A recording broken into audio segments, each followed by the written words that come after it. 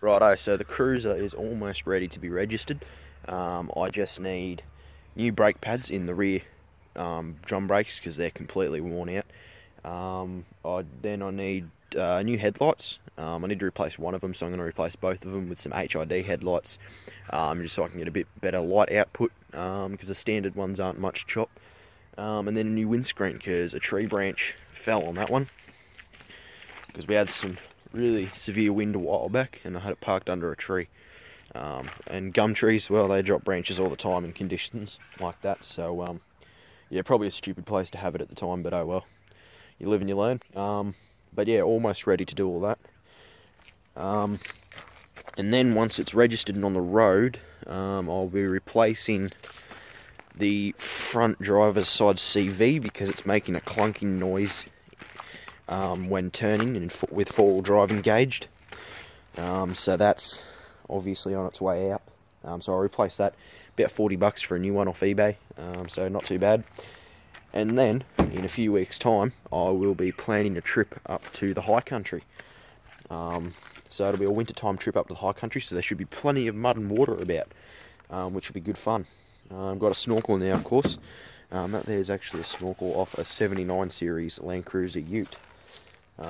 So I don't think anyone else has got one of these 79 series snorkels on a 60, so it's a bit unique. Now they are just a dust snorkel, so I had to seal it up, obviously around, you can see around there, seal it up with silicone, and also silicone in there too. I used like a tube and a half of silicone all up to just make sure it's properly sealed.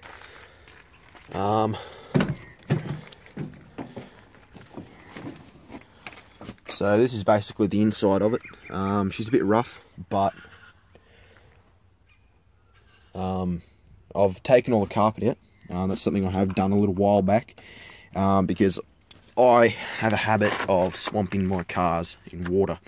And as you can see, that's what's happened here now. That's why all that dirt and stuff's there. Because I drove it through a dam several times, and I ended up with quite a bit of water inside, so it was just as well I had taken the carpet out. So not only that, but it's just so when something like that does happen, it means I don't end up with a wet, stinking carpet for weeks, and it's also a lot easier to clean and to keep it clean. Plus, it's just I like not having a carpet in there. It's just more utilitarian, and it's just something a bit different. I do have molly pouches on the grab handle there, so I've got a bit of metho in there at the moment just for cleaning stuff up, and it'll also come in handy for disinfecting cuts and stuff that you get out in the bush, which happens all the time. But yeah, no, so this high country trip will be good. Hopefully it'll be happening next school holidays, when I can take one of my mates with me. So I will, if it does end up happening, which it should do if everything goes according to plan, I'll definitely be taking a video camera along and recording a lot of it, and a lot of forward driving and stuff, and posting it up on this channel. So stay tuned for that, because there'll be some good action videos up there, and some good shots of the LandCruiser, because this is a seriously capable rig. I mean, it doesn't have that many aftermarket modifications in terms of off-road orientated modifications. It's got the tyres, it's got extended shackles, it's got the snorkel. That's about it as far as off-road modifications go. But I mean, this thing, I've had it driving through a dam, as you saw on the, another video on this channel. That was pretty deep, and I've had it up steep hill climbs, almost vertical hill climbs, mud ruts, all the rest of it, and the only time it's ever been stuck is when I've been diffed out in deep ruts that have been cut up by coilies. New paint job as well. As you can see, it used to be white, the roof still is white. I haven't painted the roof yet, but the rest of it is teal blue with matte black hood, matte black bull bar, and a few of the trim pieces like the grille and headlight surrounds.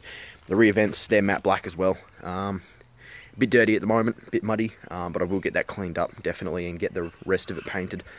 But yeah, that's about it for now. So as I said, stay tuned for another update on the Cruiser once it's registered and on the road, and then plenty more videos to come, and more regular videos. once it's on the road and I get a chance to take it out more. So yeah, stay tuned for that.